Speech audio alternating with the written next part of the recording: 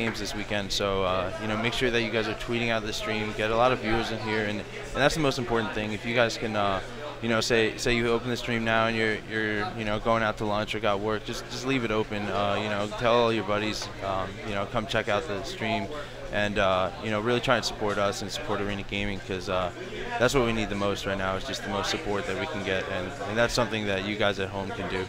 So as we wait, and it looks like they're all in a lobby now, so this game's gonna be getting started pretty soon. Right, from what I'm looking at here, it looks like it's gonna actually be Team Slayer on Haven first. It looked like they changed up on me. They told me Simplex first, but it looks like it's gonna be Haven. So from what we're looking at, what do you recommend that teams take over on Haven and try to get the overall win? You know, off the start, it can set the momentum and set the tone for the rest of the match. So if we are actually starting on Haven, which I'm not too sure if we are, but if we are, I think it's smart to send, you know, a nice 2-2 strat, you know, sending maybe 2 to top mid or 2 towards sniper, and then you want to lock in that railgun as well. Whether you choose to send somebody to flank underneath a closed ramp, it's kind of up to you. That's, you know, it's really comes down to how you work with a team. But then just being able to keep teamwork and control Mohawk is really important in you know, in Haven. Yeah, it is. I'd say it would be really important to know how to move on the map. And from what I'm seeing, the game is actually about to get started. Oh, I'm excited. We're looking at Team Slayer, like I said, on Haven. While the game's getting loaded, we're going to go ahead and start checking things out, letting you guys know what's going on. Like I said, we got Gumby and Freeze lined up. Do you know who we're on right board now? with? It looks like we're checking out Freeze. Well, you see him here going for the railgun, and you notice he has a teammate behind him, but he's a little behind here. Yeah. Actually, it's not Freeze. It looks like there's a little bit of a typo there. Freeze actually just got put down. Oh, and then with the headshot after getting the assist, I believe.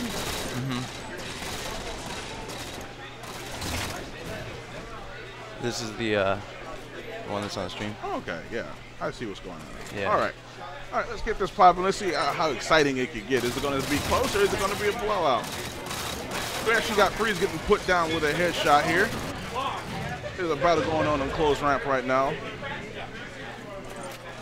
Here, see, it's really important. You know, he needs to stay alive in that instance, and every kill, every death matters, especially in a Slayer. It could really come down to because you never know what could happen later on, and you know, you see him spawning there with a teammate trying to get some control. Hopefully, he can have some help to take out Rob the Turtle and another teammate, another player from the red team. Well, from what I'm looking at here, it seems like both teams have a good strategy going, but it's looking like it's working out to Faded's advantage here. They're trying to stick together as much as possible, trying to take out everybody as much as possible as well. Do you think that'll be a good strategy going on down the road, or is it going to blow up in their face later? No, it's definitely a very good strategy. You can't force it though. It's really got to be if you spend too much time focusing on, you know, trying to just link up with a teammate, you got to be aware of like the opponents coming off of their spawn. You got to know where you're going to see them, when you're going to run into them, and you know, you got to be able to keep a good balance of being aware of where your team is and also being aware the other team is, and what you really need to be focusing on. So. And also, right now, from what I just saw, we got Gumby and we have both L-Town on a killing spree right now, so they're really taking over this game and getting things started the way they wanted to. So.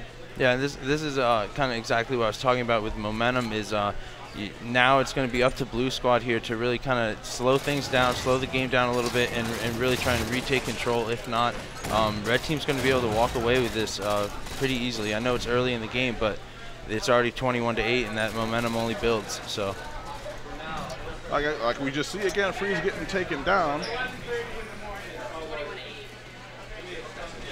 They seem to be getting a lot of assists when it counts, though. So yeah, let's see if they can really start jumping top mid right there. You know, it's a little bit of a questionable play. It looked like he made the push without really understanding where the other team is, and that's, you really got to know where everyone is before you're just make that push. You know, like I said, Slayer, every kill, every death matters. So. And now we're on board with Gumby throwing a nade to the middle. Can he get the shots on Freeze before he takes up? He turned his attention to Atlas. Yep. Has Atlas one shot. Now he got his attention on freeze and got the kill there. Good job on Gumby's part, getting that kill. Yeah, he was able to put a couple shots, you know, work with a team shot there, and then also not forgetting about the kill and making sure that he got the cleanup. So that was and then with the one-on-one battle there, he also comes out on top. So he's really doing a good job taking over this game, making sure his team has the lead at all times. See, he didn't really feel comfortable, you know, maybe making a play to top mid or really moving very far because he wasn't aware of where the team was. So he kind of waited and let the kill kind of come to him. He's in the power position right now, being at the Mohawk. That's where you want to be, and now he's going to be able to work with a teammate and kind of clear out the street. Yeah, top blue street seems to have been cleared out. So the working together as a team with the 2-on-2, as you pointed out earlier before the game started, it seems to be working to their advantage very, very well right now. Oh yeah, for sure. And you know, see, as you can see, these streets, there's these pillars that are closer to Mohawk, and then there's these pillars that are closer towards the ramps. If you stay on this half, like between this window and the Mohawk, that's kind of where your control and your angles benefit you. If you start to push over towards the ramps, you kind of notice you get some difficult shots and stuff like that. So it's really going to be about controlling between red window and blue window and really controlling that whole top half of the map. And they seem to be doing a really, really good job controlling the top half of that map. Oh yeah. They do have both power weapons from what I just saw, so they do have the sniper rifle and the railgun to their advantage. Score right now being 41-14. They are just totally just running away with this game right now. Oh yeah, for sure. I think you know, had it been a closer game, I would have really liked to see him drop down this ordnance. You know, I've been kind of testing out which ordnance do you really go with, what, you know, and when do you drop it? Is it good to just drop it all the time? And you know, it's a little bit of both. You need to make a smart play. They do help. I mean, that's something that can keep you alive. Or, you know, if you use hologram, you could, you know, make it look like there's another player there. You can again stay alive with that, and that's really what I've been trying to do with the ordinances lately. Is just allow to buy time for either you to escape or allow a teammate to come help you. And I think that's something that a lot of amateur players need to really take advantage of, is when you have an ordinance to really drop it and be able to utilize it. And as you can see, Gumby jumping down to the bottom level, getting the very last kill. Their team wins 50-15, just blowing out the other team just like nobody's business. So we're going to go ahead and check out the stats first, and after we check out the stats, we'll go ahead and break into commercial here. And from what I'm looking at, L-Town going 17-5, just really taking over the game with that plus 12 KD difference there. And then we got Gumby going 11-1. This is a really, really well put together team. So it looks like the second game that we're going to get set up is a drift flag. So right before that happens, we're going to go ahead and take it to a commercial break and let these teams get settled down and start it up, right? That button's working, so as the games go, it'll be live updated.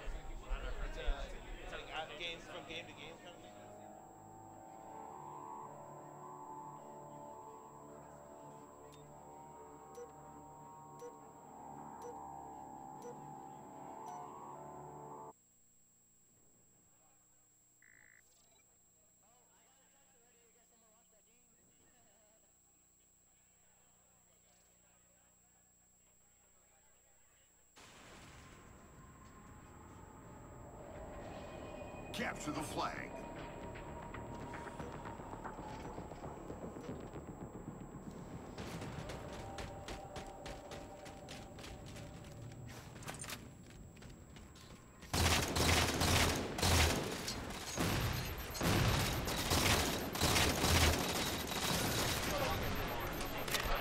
As you can see, we are back from commercial break, getting things started in a drift CTF. Yeah, we got right into this game. Just still trying to figure out who we're on board with here. It looks like maybe Freeze again. Yeah, right. Actually, right now we're looking at Gumby taking things over right now. Yep, that is correct. Because first game was really a big blowout. What did you see in that first game that caused them to take the game over so quickly? Well, you know, like we said, it was a lot of the teamwork and stuff. I kind of want to get into this game, you know, just since we got into it a little late. I think biggest thing for this could be a rough game type for a blue team. Again, it requires a lot of teamwork, a lot of, as you can see, they're making pushes together, all meeting up at the flag. They're guaranteeing that they get this cap, and that's really what they need to do now. They're going to turn around and again push out together. And that on a drift, it's such a separated map where you're separated by tunnels and halls and all this. You don't really have that clear view of your teammates and really what's going on. So communication and moving together is going to be huge. He's able to just walk in and really uncontested on the flag here. So we'll see how this goes. Yeah, so it seems like all the teamwork that they achieved in the first game is really rolling over to the second one because they already got the second flag in their hand. If they keep this up, this could be a really, really fast game. Yeah, for sure. And we actually lost this game type 2 at Chicago. I mean, it's a game type 2 where it can get out of control pretty easily, but it's also it's difficult to come back. But at the same time, you can flip the game on them if they're not ready for it. So. And from the looks of things, it looks like they're already up 2-0. Things are just really getting out of hand right now. Faded is really getting things done with the way their teamwork is going right now.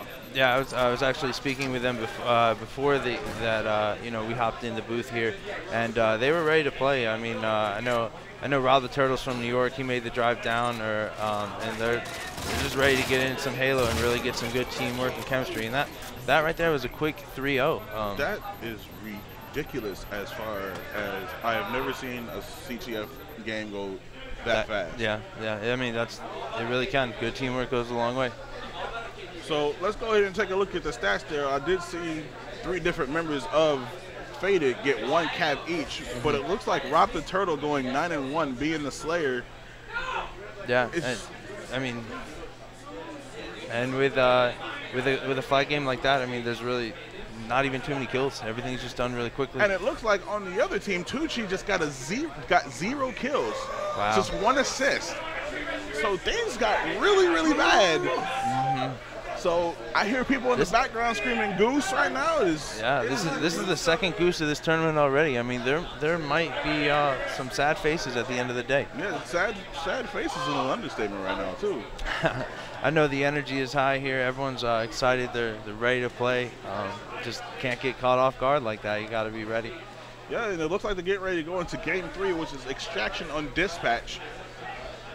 Dispatch, I notice, is very well balanced, and if you have control of ring 3, you can really get things. You can really ruin things for teams. Who do you think has to get on top of ring 3 to try to take control either of winning the game completely or turning things around? Yeah, I mean, getting ring 3 is huge. You need to keep that control, but then there's also a time when it's smart to make the push and when it's smart not to. There's times you can make that jump up, and the jump from ring 2 to ring 3 is very difficult, so you can not only miss it, but you can also jump up there and get melted. So making a smart push to ring 3, I think, is really going to allow a team to control this game. As you can see, we're getting things started. Let's see who can get to that overshield first, but it looks like red team's going to get the OS. Yep.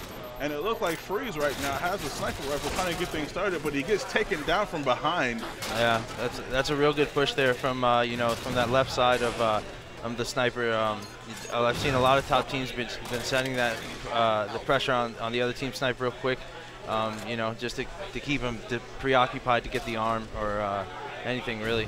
And as we just saw, Gumby just got the first beacon arm, so I just saw somebody get their face knocked off. Trying to convert A back over. So this game, you're gonna have to watch out for Rob the Turtle. He's got a 6 snipe. I've been playing with him since Reach, and I don't know, man. He's got to be ready for some nice shots. And right now we have Rob the Turtle up on ring 3 while we have Gumby shooting across the way to yellow. Try to keep teams away from the next extraction point, which he seems to be sitting at right now, just waiting for it to pop up. So yeah, and like I said, right now he's on B extracting it. That was very good. They got the first one pretty easily, really solid, not really much pressure there, and then they were already set up for the one at green. So I mean, as you can see, these guys are well practiced. They know where the extractions are going. They know how to set up. They know how they really want to run these game types. So they are playing a team like this. It's going to be a rough one for blue team, but also it could go both ways. If you play good teams early on, it kind of gets you in the right mindset. You get ready to play at a high level of competition. Yep. So we'll see if playing a couple of these lower amateur teams will throw them off in the later practice. Right. Because if you get too cocky, somebody might just knock you off your high horse. Yeah, very well. But right now we have Gumby waiting in the middle for the overshield. As they got B. And we got Blood Pressure trying to go for C, but he's getting popped at right now, so he doesn't look like he's going to get for it. And we have Gumby grabbing the overshield, which is going to cause a lot more trouble than, first Adversary is already in. Yeah, and, with this map being a circle, it can be really difficult to escape some spawn traps, or once you get a team that's really full setup right now. As you can see, they're just pretty much running through the maps. They've gotten the first 2 extractions. They've gotten the second, the third one already extracted, and they have the OS and people ring 3. I mean, they're pretty much as set up as you possibly could. I see one person there with a sniper, and they may very well have both. They've got a sticky death from ring 3. Gumby with the sticky death kill. It's just sickness out of nowhere. Yeah. Controlling ring 3 right now, popping through green window.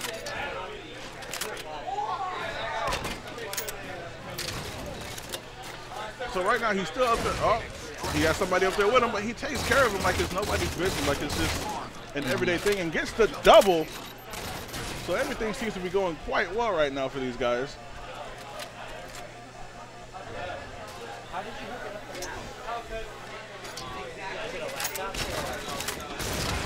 Who got the sticky death? Gets a plasma kill as well as a sticky death. That is just explosions everywhere. Yeah, not really sure what happened there, but that's quite interesting. And it looks like another double kill. He's on a killing frenzy now, ladies and gentlemen. He is going off this game. He just wants to slay. I'm not sure if he knows he's on the stream or, they're just really running through this team, but it looks like everything's pretty much falling into place. He's got weak guys falling all over the place, easy cleanups. He's doing it all pretty much.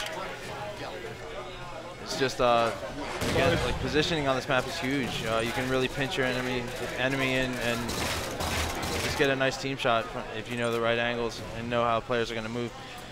Gumby right now is just going nuts, ladies and gentlemen. He's on a spree of a lifetime. Unfortunately, that spree just got taken away from him, but his team is up 4-0 right now, and they have the last point. They have to protect it for the next 30 seconds, and this game is over. Do you happen to see anything happening as far as the comeback goes? It's going to be a little rough. I mean, you got to think of the morale, too. I mean, they've already lost the first 2, and out of 4, they've got 4 extractions. The last one is they've got 20 seconds if they really want to pull this together, and that's maybe not going to be enough time to really do that. But I don't know. If you guys also, we're going to be trying to look at the chat the whole weekend long. So if you guys do have questions, if you guys need help or even want to make comments, we're here. We're reading the chat. So as you can see, the game just ended 5-0 in the favor of Faded. They just ran everything. Everything was just in their control the whole time. Oh, yeah. 50-15 in the first game. We have a 3-0 flag cap, and then 5-0 in this extraction game. They just took everything over, and it was just not fun. They ran it flawless, Yeah, they did. And looking at the stats, it looked like L-Town was the top slayer going 19-3. Then we had Gumby going 12-1. He was on a killing frenzy. So him and L-Town was on a killing frenzy. My goodness, they're just going off right now. And then we also have Rob the Turtle going 12-1, and AGL Red is going 7-3. So everything was just in their favor as far as getting kills go. So as you can see, they just took this game 3-0. What could have happened differently for first Adversary? For Blue, Just that's rough. I mean, it's really it's how you prepare, before, and how you prepare at home, and being able to come here and really prove it. So I don't know. There's not too much that I would have said that they could have done. They were playing a team that was ready, and sometimes that's all it takes. We got Brad behind us with the camera. Yeah, he's checking us out. Yeah, he's always doing that. Yeah, but, he's kind of creepy. Yeah. He's filming himself to put himself in the montage afterwards. So while we get this next game shut up, we're going to go into another commercial, and we're going to let you guys know who's going to be playing next when we get back, all right?